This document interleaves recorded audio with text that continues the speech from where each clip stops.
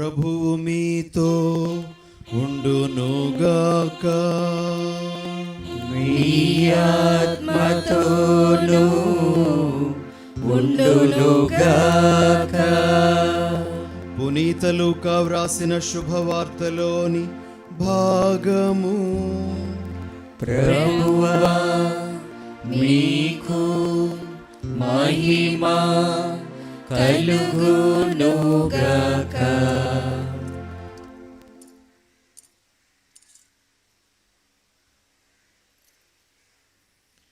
లూకాసు వార్త 1వ అధ్యాయము 26 నుండి 33 వరకు వచనములు. తదుపరి 6వ మాసమున దేవుడు గబ్రియేలు దూతను గలిలయ సీమయందలి నజరేతు నగరమునకు పంపెను.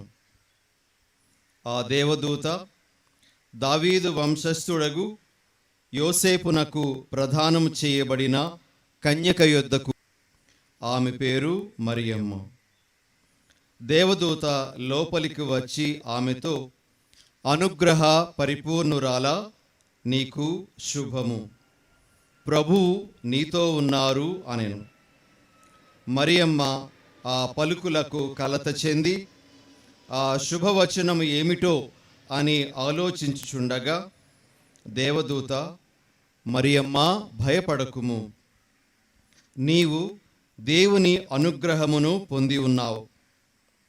ఇదిగో, నీవు గర్భము ధరించి కుమారుని కనెదవు. ఆ శిశువునకు యేసు అను పేరు పెట్టుము. ఆయన మహనీయుడై మహోన్నతుని కుమారుడని పిలువబడును. ప్రభువగు దేవుడు తండ్రి అయిన దావీదు సింహాసనమును ఆయనకు ఇచ్చును. ఆయన సర్వదా యాకోబు వంశీయులను పరిపాలించును. ఆయన రాజ్యమునకు అంతమే ఉండదు అనెను. ఇది క్రీస్తు శుభవార్త. క్రీస్తువా మీకు స్తుతి కలుగును గాక. సుశేష బోధనల ద్వారా మన పాపములు క్షమింపబడును గాక. ఆమేన్.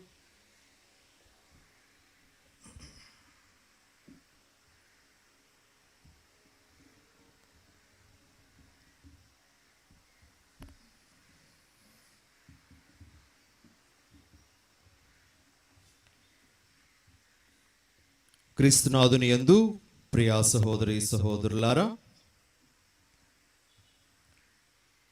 ఈ మధ్యనే ఒక సీసీ కెమెరాలో రికార్డ్ అయినటువంటి ఒక చిన్న వీడియోను నేను చూడడం జరిగింది. బహుశా మీలో కొంతమంది ఆ వీడియోను చూసే ఉండవచ్చు. సీసీ కెమెరాల్లో రికార్డ్ అయింది అంటే వాస్తవంగా జరిగింది అని అర్థం.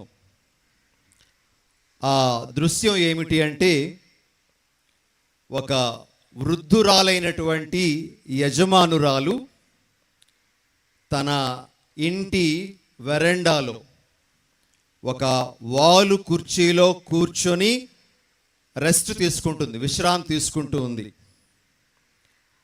ఆమె పక్కనే వాళ్ళ పెంపుడు కుక్క కూడా పడుకొని ఉంది. ఇద్దరు ప్రక్కనే ఉన్నారు.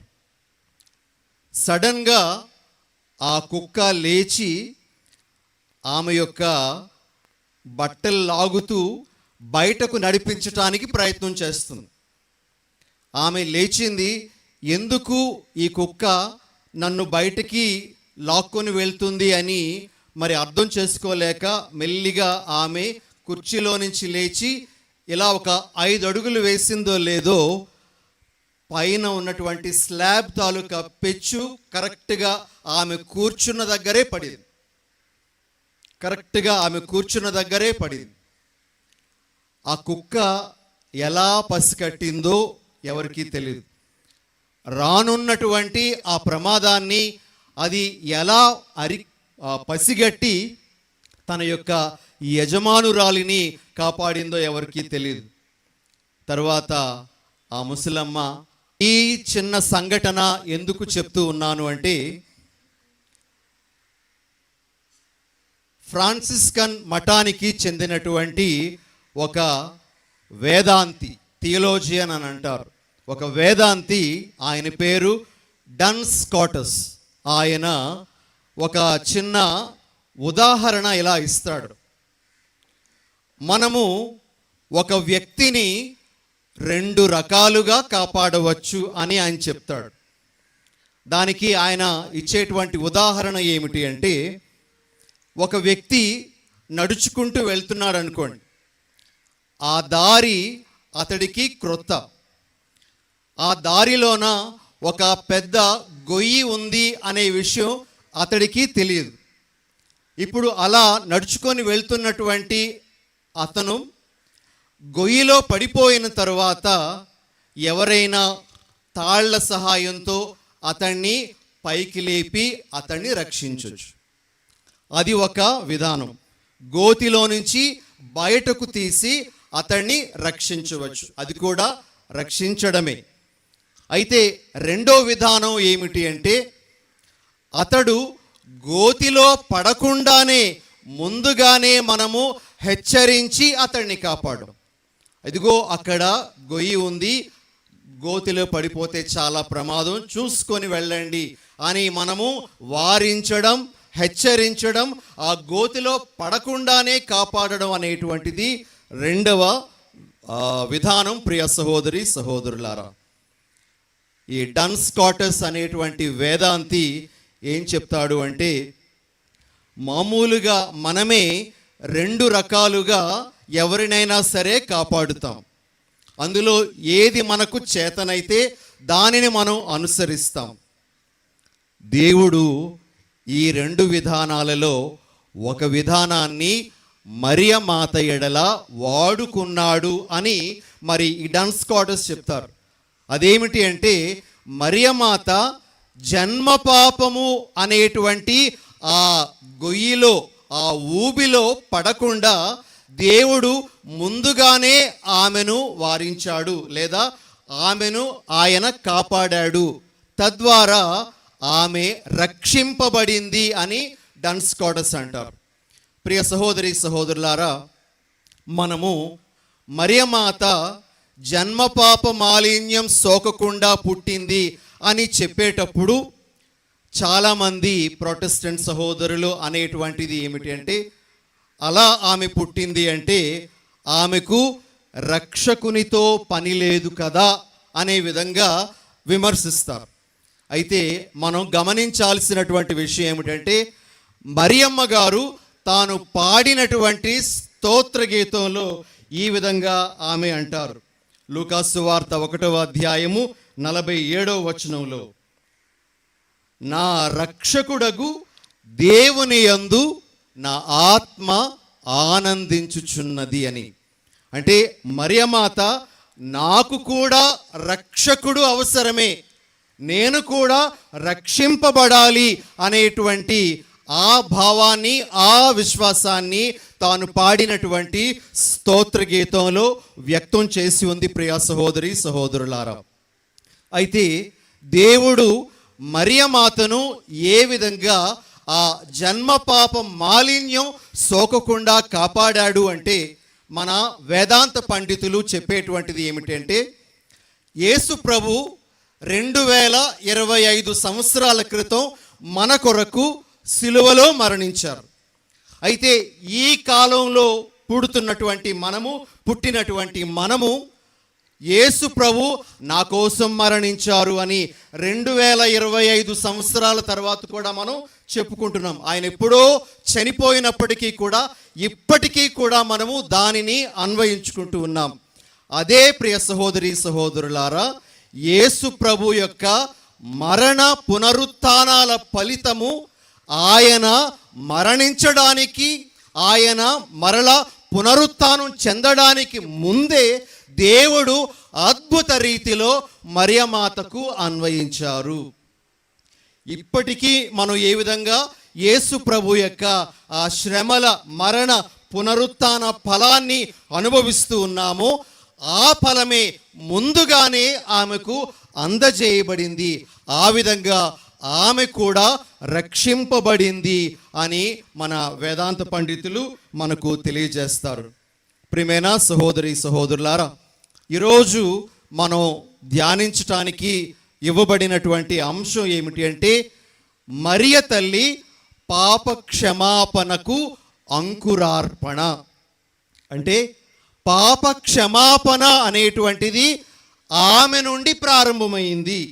ఆమెలో ఏ తప్పు లేదు, అయినప్పటికీ కూడా తప్పు చెయ్యకుండా కూడా, పాపములో పడిపోకుండా కూడా దేవుడు ఆమెను కాపాడడం ద్వారా కూడా ఆమెను రక్షించారు అని మన వేదాంత పండితులు, కథోలిక వేదాంత పండితులు బోధిస్తారు. ప్రియ సహోదరి సహోదరులారా, మనం గమనించాల్సినటువంటి విషయం ఏమిటి అంటే ఆదిలోనే దేవుడు మరియమాత గురించి ప్రణాళికను ఏర్పాటు చేసుకున్నాడు.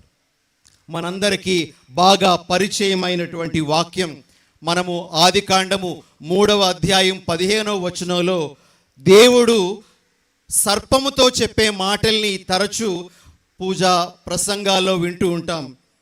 నీకును స్త్రీకిని, నీ సంతతికిని, ఆమె సంతతికిని తీరని వైరము కలుగును. ఆమె సంతతి వారు నీ తలను చిదుగగొట్టుదురు, నీవేమో వారి మడుమను కరతువు అనేటువంటి మాటలు మనం వింటాం. ప్రియ సహోదరి సహోదరులారా, నీకును స్త్రీకిని అని చెప్పినప్పుడు ఆ స్త్రీ అక్కడ ఉన్నటువంటి ఏవమ్మ కాదు, అక్కడే ఉంది ఏవమ్మ. ఆదాము యొక్క ప్రక్కటెముక నుండి సృష్టింపబడినటువంటి ఏవమ్మ అక్కడే ఉంది. దేవుడు ఆ ఏవమ్మ గురించి మాట్లాడటం లేదు, వేరే ఏవమ్మ, నూతన ఏవమ్మ గురించి ఆయన మాట్లాడుతూ ఉన్నారు. దేవుడు పాపము కట్టుకున్న ఆ ఏవమ్మ గురించి మాట్లాడటం లేదు, పాపము లేనటువంటి ఏవమ్మ గురించి మాట్లాడుతూ ఉన్నారు. కాబట్టి ఆదిలోనే దేవుడు మరియమాత గురించి ఆలోచన చేశారు అనేటువంటిది ఇక్కడ మనం గమనించేటువంటి విషయం. ప్రియ సహోదరి సహోదరులారా, ఈ సందర్భంలో పౌలు గారు ఎఫెసీయులకు వ్రాసినటువంటి లేఖ 1వ అధ్యాయము 11వ వచనాన్ని మనం జ్ఞాపకం చేసుకుందాం. పౌలు గారు ఎఫెసీయులకు వ్రాసిన లేఖ 1:11లో ఈ విధంగా వ్రాయబడింది: సమస్తము దేవుని ప్రణాళిక నిర్ణయమును అనుసరించి జరుగును. సమస్తము దేవుని ప్రణాళిక, దేవుని యొక్క నిర్ణయం ప్రకారం జరుగుతూ ఉందని పౌలు గారు మనకు వాక్యంలో తెలియజేస్తున్నారు. ఇదిగో మరియ తల్లి జన్మపాప మాలిన్యం లేకుండా జన్మించాలి అనేటువంటి ఆ ప్రణాళికను దేవుడు అప్పుడే ఆదిలోనే రచించుకున్నారు.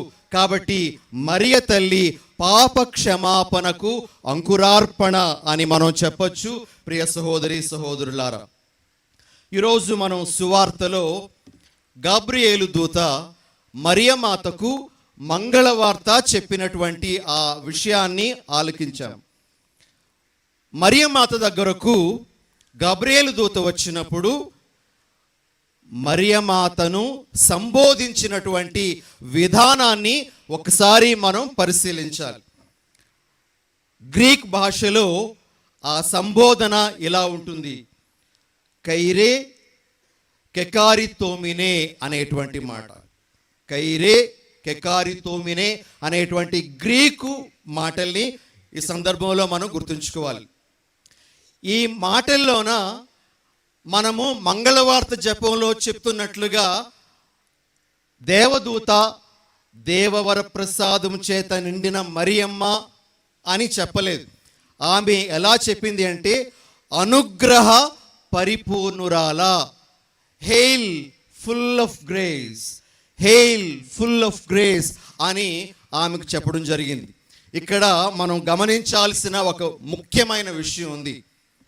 ఇప్పుడు మనము కొంతమందిని గురించి ఏదైనా చెప్పాలనుకున్నాం అనుకోండి, అతడు చాలా సమర్థవంతమైన పనివాడు అని చెప్తాం. పేరు చెప్పం, అతడు చాలా సమర్థవంతమైన పనివాడు అంటాం. అంటే ఆ సమర్థవంతమైన పనివాడినే అతనికి మనము ఆపాదిస్తూ ఉన్నాం. అలానే హెయిల్ ఫుల్ ఆఫ్ గ్రేస్, దేవుని యొక్క వరప్రసాదములతో పరిపూర్ణముగా నింపబడిన దానా అని మరియమాతను గాబ్రియేలు దూత సంబోధిస్తూ మరియమాత పేరు కాకుండా దేవుడు ఆమెకిచ్చినటువంటి దీవెననే ఆమె యొక్క పేరుగా అక్కడ పెట్టడం మనం చూస్తూ ఉన్నాం. ప్రియ సహోదరి సహోదరులారా, అందులోన ఉన్నటువంటి ముఖ్యమైన అంశం ఏమిటి అంటే వరప్రసాదం. దీనిని ఇంగ్లీష్లో గ్రేస్ అని అంటారు. మనము మామూలుగా అయితే కృప అని పిలుస్తాం. ఈ కృప అనేటువంటి పదానికి చాలా అర్థం ఉంది.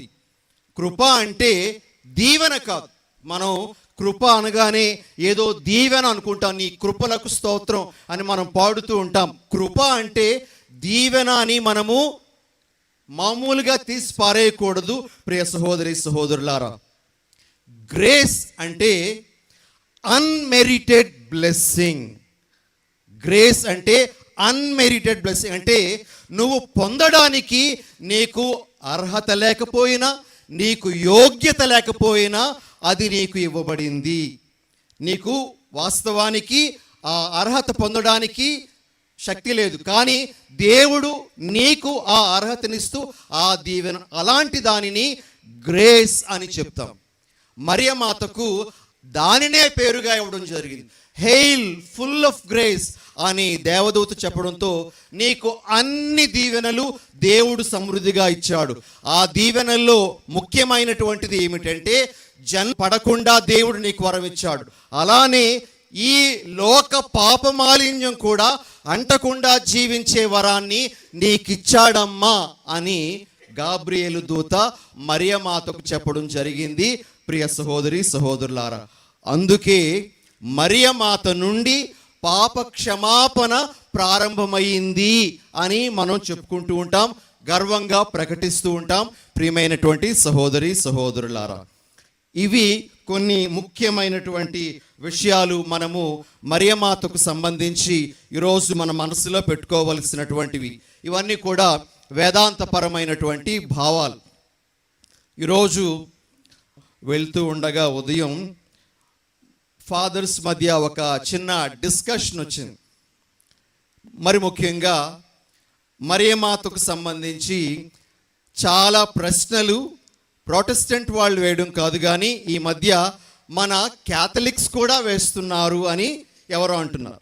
మన క్యాథలిక్స్ కూడా ముఖ్యంగా మరియమాతకి ఇంకా పిల్లలు ఉన్నారు, ఇలాంటి విషయాలన్నీ కూడా అని చెప్తున్నారు. అప్పుడు ఒక ఫాదర్ చెప్పడం జరిగింది, వాళ్ళు వీళ్ళు ఏదో అంటున్నారు, అయితే మన కథోలిక సాంప్రదాయం 2025 సంవత్సరాల చరిత్ర కలిగినటువంటి సాంప్రదాయము అది కాదు అని చెప్తూ వాళ్ళు వీళ్ళు చెప్పింది ఎందుకు పట్టుకొని ఊగిసలాడుతున్నావు అని ఒక ఫాదర్ గారు చెప్పడం జరిగింది. ప్రియ సహోదరి సహోదరులారా, ఇది మన మనసులో పెట్టుకోవాలి. మనం ఏదైనా చెప్పినప్పుడు దానికి సంబంధించి విమర్శలు అనేటువంటివి చాలా వస్తాయి. అయితే మనకంటూ ఒక ఒరవడి, ఒక సాంప్రదాయం ఉంది. మనకంటూ చర్చ్ ఫాదర్స్ ఉన్నారు. చర్చ్ ఫాదర్స్ అంటే మేము కాదు, మొదటి 2 శతాబ్దాలలో ఉన్నటువంటి కొంతమంది పునీతులు, వారు రాసినటువంటి రచనలు, వారు నమ్మిన విషయాలు ఇప్పటికీ కూడా మనము ఆచరిస్తూ ఉన్నాం. అందులో ఒకటి దివ్య బలి పూజకు సంబంధించిన విషయాలు కూడా మొదటి శతాబ్దంలో, 2వ శతాబ్దంలో వారు చెప్పినటువంటివి ఇప్పటికీ కూడా మనం ఆచరిస్తూ ఉన్నాం. మరి అప్పటి నుంచి వస్తున్నటువంటి వాటిని మనసులో పెట్టుకోవాలే కానీ వీళ్ళు వాళ్ళు ఏదో చెప్తున్నారని మనం దాన్ని పట్టుకొని మన విశ్వాసాన్ని దిగజార్చుకోకూడదు అనేటువంటి మాట ఈరోజు మా డిస్కషన్లో వచ్చింది. ప్రియమైన సహోదరి సహోదరులారా, అయితే ఇప్పుడు మనము ఒక విషయాన్ని, మనందరికీ వర్తించేటువంటి ఒక విషయాన్ని ధ్యానించుకుందాం. అదేమిటి అంటే దేవుడు అతను క్షమించారు అంటే ఆమెలో ఆ జన్మ పాపము, ఇతర పాపములు ఏమీ లేకపోయినప్పటికీ కూడా అందులో పడిపోకుండా ఆమెను రక్షించారు. మరి మన దేవుడు దానిని బట్టి మనలను క్షమించే దేవుడుగా మనకు ప్రదర్శితమవుతూ ఉన్నారు. మన దేవుడు మనలను క్షమించే దేవుడుగా మన ముందు ఉన్నారు. ప్రియ సహోదరి సహోదరులారా, ఇజ్రాయేలీ ప్రజల చరిత్ర చూస్తే మనం మొదటి పట్టణంలో ఆలకించాం. ఇజ్రాయేలీ ప్రజలు ఎన్నిసార్లు దేవునికి వ్యతిరేకంగా మాట్లాడినా, ఎన్నిసార్లు దేవునికి వ్యతిరేకంగా మోషేకి వ్యతిరేకంగా, అహరోనుకు వ్యతిరేకంగా గొనుక్కున్న దేవుడు వారిని క్షమించుకుంటూ వచ్చాడు. మన దేవుడు క్షమించే దేవుడు. మన దేవుని యందు క్షమాపణ పుష్కలంగా లభిస్తుంది. ఈ రోజున ఈ విషయాన్ని మన మనసులో పెట్టుకోవాలి. మన దేవుని దగ్గర పాప క్షమాపణ పుష్కలంగా లభిస్తుంది. ఒకవేళ మనము పాప క్షమాపణ ఆ ప్రభువు నుండి పొందకపోతే మనకు కలిగే నష్టం ఏమిటో ఈరోజు మనం ధ్యానించాలి. ప్రియ సహోదరి సహోదరులారా, నేను ఆ విషయాన్ని ముఖ్యంగా ఈరోజు మీ అందరితో పంచుకోవాలని ఆశపడుతూ ఉన్నాను. అదేమిటి అంటే, మనము దేవుని నుండి క్షమాపణ కోరకపోతే మనకు 3 రకాలైనటువంటి నష్టాలు కలుగుతాయి. 3 రకాలైనటువంటి నష్టాలు కలుగుతాయి. అందులో మొట్టమొదటి నష్టం ఏమిటి అంటే, దేవుని దగ్గర నుండి క్షమాపణ పొందకపోతే మన మనస్సాక్షి బలహీనపడుతుంది. మన మనస్సాక్షి, ఇది ఒక ముఖ్యమైనటువంటి అంశం. మనము దేవుని నుండి క్షమాపణ పొందకపోతే జరిగేటువంటిది. ప్రియ సహోదరి సహోదరులారా, మన మనస్సాక్షి మనకి ఏది మంచో ఏది చెడో తెలియజేస్తుంది. మన మనస్సాక్షిని బైబిల్ ఏం చెప్తుందో తెలుసా? దేవుడు మనలో పెట్టినటువంటి దీపము అని చెప్తుంది. ఉదాహరణకి సామెతల గ్రంథము 20వ అధ్యాయము 27వ వచనం చూడండి. సామెతలు 20:27. మనలోని అంతరాత్మ దేవుడు పెట్టిన దీపము అని ఉంది. మనలోని అంతరాత్మ అనగా మన మనస్సాక్షి దేవుడు పెట్టినటువంటి దీపం. అదేవిధంగా మనము యేసు ప్రభు యొక్క మాటల్లో కూడా ఈ విధంగా చూడొచ్చు. లూకా సువార్త 11వ అధ్యాయము 35వ వచనంలో ప్రభు ఈ విధంగా అంటారు, కనుక నీలో ఉన్న వెలుగు చీకటిగా మారకుండుటకు నీవు అప్రమత్తుడవై ఉండుము అని. నీలో ఉన్న వెలుగు చీకటిగా మారకుండుటకు నీవు అప్రమత్తుడవై ఉండుము. మనలో ఉండేటువంటి దీపం, మనలో ఉండేటువంటి వెలుగు, ప్రియ సహోదరి సహోదరులారా, మన మనస్సాక్షి. మనం ఎప్పుడైతే దేవుని చెంతకు క్షమాపణ కొరకు వెళ్ళమో, దేవుని యొక్క క్షమాపణను మనం ఎప్పుడైతే కోరుకోమో, మనకు క్షమాపణతో పని లేదు అని అనుకుంటామో, అప్పుడు ఈ మనస్సాక్షి చచ్చిపోతుంది. ఈ మనస్సాక్షి అనేటువంటి దీపము ఆరిపోతుంది.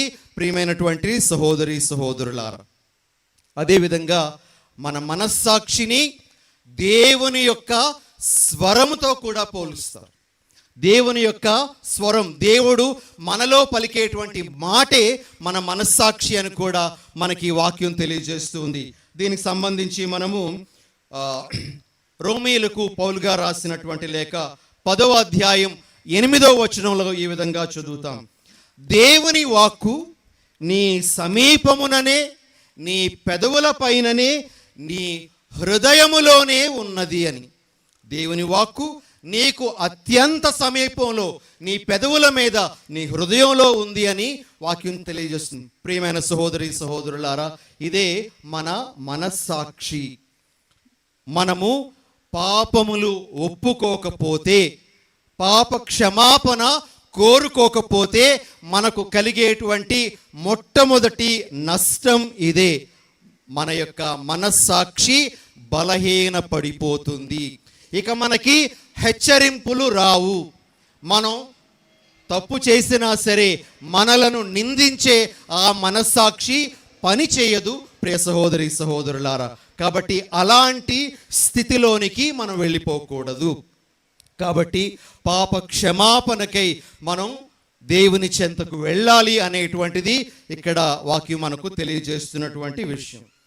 రెండవ నష్టం, మనము పాప క్షమాపణకై దేవుని చెంతకు వెళ్ళకపోతే మనకు కలిగే నష్టం ఏమిటి అంటే, మన ఆధ్యాత్మిక జీవితం పతనమవుతుంది. ఇది రెండవది. దేవుని ఎదుట మనము మన పాపములను, మన తప్పిదములను ఒప్పుకోకుండా, క్షమాపణ అడుగుకోకుండా మనం ఉంటే మన ఆధ్యాత్మిక జీవితం పతనావస్థకు చేరుకుంటుంది. ప్రియమైన సహోదరి సహోదరులారా, పాప క్షమాపణ కోరుకోనటువంటి వారికి కలిగేటువంటిది మొట్టమొదటిది ఏమిటి అంటే, బైబిల్ చెప్తున్నటువంటిది ఏమిటి అంటే, వారికి ప్రార్థన యందు ఆసక్తి క్షీణిస్తుందట. ఎవరైతే తమ తప్పిదాలను దేవుని ముందు ఒప్పుకోరో అటువంటి వారికి ప్రార్థన చెయ్యాలి అనేటువంటి ఆసక్తి ఉండదట. ప్రియ సహోదరి సహోదరులారా, దానియేలు గ్రంథము 13వ అధ్యాయము 8వ వచనం, సుసాన్నా కథను మనం చదివేటప్పుడు ఇద్దరు న్యాయాధిపతులు, అన్యాయం చేయడానికి సిద్ధంగా ఉండేటువంటి న్యాయాధిపతులకు సంబంధించి అక్కడ వాక్యం ఈ విధంగా చెప్తుంది. వారికి ప్రార్థన మీద ప్రీతి పోయేను అని. వారికి ప్రార్థన మీద ప్రీతి పోయే, అందుకే వాళ్ళు మరలా వేరే పాపం కట్టుకోవడానికి సిద్ధపడిపోయారు. ప్రియ సహోదరి సహోదరులారా, కాబట్టి రెండవ విషయం, మనము దేవుని దగ్గర మన తప్పిదాలు ఒప్పుకోకపోతే మనకు కలిగేటువంటి నష్టం ఏమిటి అంటే, మన ఆధ్యాత్మిక జీవితం అనేటువంటిది పతనమవుతుంది. అందులో భాగంగా ప్రార్థన చెయ్యాలి అనేటువంటి ఆ మనస్సు పోతుంది. ప్రియ సహోదరి సహోదరులారా, ఇక రెండవది ఏమిటి అంటే, ఆధ్యాత్మిక జీవితం పతనమవడంలో రెండో విషయం ఏమిటి అంటే, ఒక పాపము నుండి ఇంకొక పాపము, ఆ పాపము నుండి ఇంకొక పాపము, అలా చైన్ ఆఫ్ సిన్స్, ఒకదాని తర్వాత ఒకటి అలా పాపాలు కట్టుకున్న తెగిస్తాం మనం. అది మనము ఎవరిలో చూడొచ్చు? దావీదు రాజులో చూడొచ్చు. దావీదు రాజు కూడా, ప్రియ సహోదరి సహోదరులారా, ఒక పాపము తర్వాత ఒక పాపాన్ని కట్టుకొన తెగించాడు. పాపాన్ని చేసిన తప్పిదాన్ని ఒప్పుకోలేదు కాబట్టి మొదట అతడు వ్యభిచార పాపం చేశాడు. దానిని కప్పిపుచ్చుకోవడానికి మోసం చేయాలనుకున్నాడు. ఆ మోసం చేయడం అనేటువంటిది ఫలించకపోయినప్పుడు నరహత్య చేయాలనుకున్నాడు. నరహత్య చేశాడు. మరి ఇవన్నీ చేసిన తర్వాత అతడు కట్టుకున్న ఇంకో ఘోరమైన పాపం ఏమిటో తెలుసా? తనలో ఏ పాపం లేదన్నట్లుగానే జీవించాడు. నాతాను ప్రవక్త వచ్చి హెచ్చరించినంత వరకు కూడాను తనలో ఏ పాపం లేదన్నట్లుగానే దావీదు జీవించడం ప్రారంభించాడు. ప్రియ సహోదరి సహోదరులారా, దేవుని ముందు మన పాపములు ఒప్పుకోకపోతే, ప్రియ సహోదరి సహోదరులారా గమనించండి, మనము ఒక పాపము నుండి ఇంకొక పాపానికి తప్పనిసరిగా వెళ్ళిపోతాం. ఈ పాపం చేయడం ద్వారా మనలో ఎటువంటి అపరాధ భావం లేకపోతే ఇంకో పాపానికి, అలా ఇంకొక పాపానికి, అలా మనము పాపపు ప్రయాణం చేస్తూనే ఉంటాం. ప్రియ సహోదరి సహోదరులారా, కాబట్టి ఇది ఒక నష్టం. మనము దేవుని దగ్గర మన తప్పిదములను ఒప్పుకోకపోతే మనకు జరిగేటువంటిది.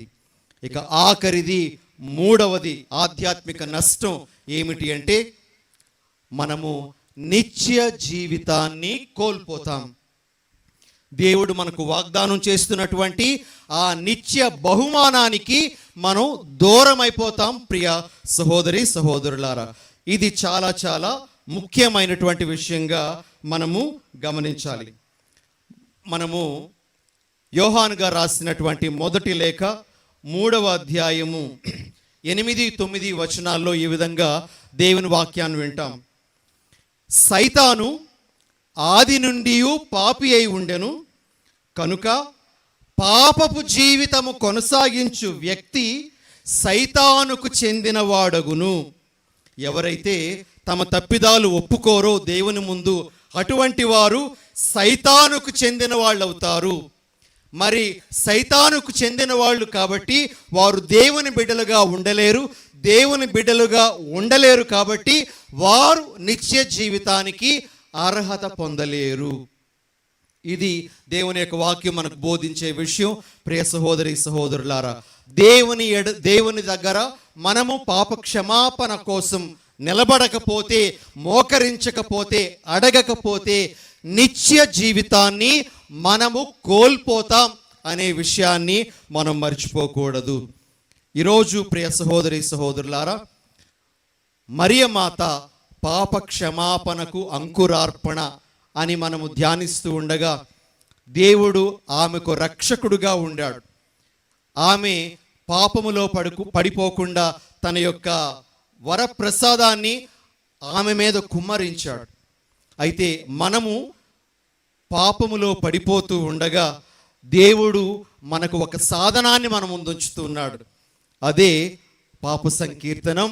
ప్రియ సహోదరి సహోదరులారా, చాలామంది అనుకునేటువంటి విషయం ఏమిటి అంటే, నేను క్యాటకిజం చెప్పేటప్పుడు ఉంటాను, పాప సంకీర్తనం చేసినప్పుడు మొట్టమొదటిగా నువ్వు దేవుని దగ్గరకే వెళ్ళి నీ తప్పిదాలు ఒప్పుకుంటున్నావు. పాప సంకీర్తనం అనగానే అందరూ ఏమనుకుంటారు, గురువు దగ్గరకే వెళ్ళి మన పాపాలు చెప్పాలి అని.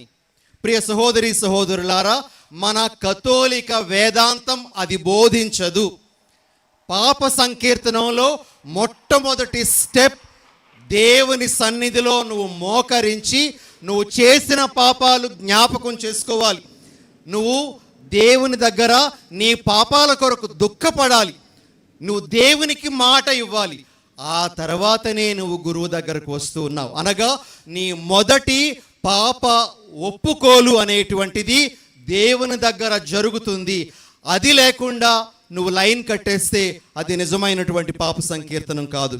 దేవుని దగ్గరకు వెళ్ళి అక్కడ మన పాప క్షమాపణ పొందిన తర్వాత మనము గురువు దగ్గరకు వచ్చి, గురువు దగ్గరకు ఎందుకు వస్తాము అంటే ఇది యేసు ప్రభువు ఏర్పాటు చేసినటువంటి సాధనం. యేసు ప్రభు అపోస్తులులకు ఇచ్చినటువంటి ఒక ప్రివిలేజ్, ఒక అధికారము. ప్రియమైన సహోదరి సహోదరులారా, మీరు ఎవరి పాపములు క్షమిస్తారో వారి పాపములు క్షమించబడును. యోహాను 20:23 మనం చూస్తూ ఉన్నాం. కాబట్టి ఇది యేసు ప్రభు స్థాపించినటువంటిది. యేసు ప్రభువే ఇది కోరారు. మీరు భూలోకమందు దేనిని విప్పుదురో అది పరలోకమందును విప్పబడును. మీరు భూలోకంలో క్షమాపణను ఓపెన్ చేస్తే పరలోకంలో కూడా క్షమాపణ ఓపెన్ చేయబడుతుంది అని ప్రభు చెప్తున్నారు. అందుకే మనము గురువుల దగ్గరకు వెళ్ళడం, పాప క్షమాపణ పొందడం అనేటువంటిది జరుగుతూ ఉంది. ప్రియా సహోదరి సహోదరులారా, కాబట్టి ఈరోజు మన మనసులో పెట్టుకోవలసినటువంటి ముఖ్యమైనటువంటి సందేశం, ప్రభు మరియ తల్లిని ఏ విధంగా రక్షించారో మనలను కూడా రక్షించటానికి ఆయన సిద్ధంగా ఉన్నారు. మరి మనము మన పాపములను ప్రభు ముందు ఒప్పుకోవడానికి ప్రయత్నం చేయాలి. ఒకవేళ మన పాపములను మనం ఒప్పుకోకపోయినట్లయితే మనము చాలా విషయాలు కోల్పోతాము అనే విషయాన్ని మనం ఈరోజు మన మనసుల్లో పదిలంగా ఉంచుకోవాలి. మరి ఈ నవదిన ప్రార్థనల్లో పాల్గొంటున్నటువంటి మనందరికీ కూడాను తప్పును ఒప్పుకునేటువంటి మంచి మనస్సును ఇమ్మని మనం ప్రార్థన చేసుకుందాం. మన గురించే కాకుండా ఇంకా చాలామంది అసలు దేవుని సన్నిధికి రాకుండా ఉండేవాళ్ళు, దేవాలయ ముఖం చూడకుండా ఉండేవాళ్ళు, పాప సంకీర్తనం కానీ దివ్య సత్ప్రసాదం కానీ స్వీకరించకుండా ఉండేవాళ్ళు చాలామంది మన కుటుంబాల్లో కూడా ఉండవచ్చు. అటువంటి వాళ్ళు కూడా గమనించాలి, గుర్తించాలి అని మనం ఈరోజు ప్రత్యేకంగా వారి కొరకు ప్రార్థన చేద్దాం. మరే తల్లి యొక్క ప్రార్థనా సహాయాన్ని మనం కోరుకుంటూ పాపముల నుండి విముక్తిని ఆ ప్రభు మనకు ప్రసాదించాలని ఆ తల్లి యొక్క వేడుదలను ఈ రోజున మనము ప్రత్యేకంగా కోరుకుందాం. ఆమేన్.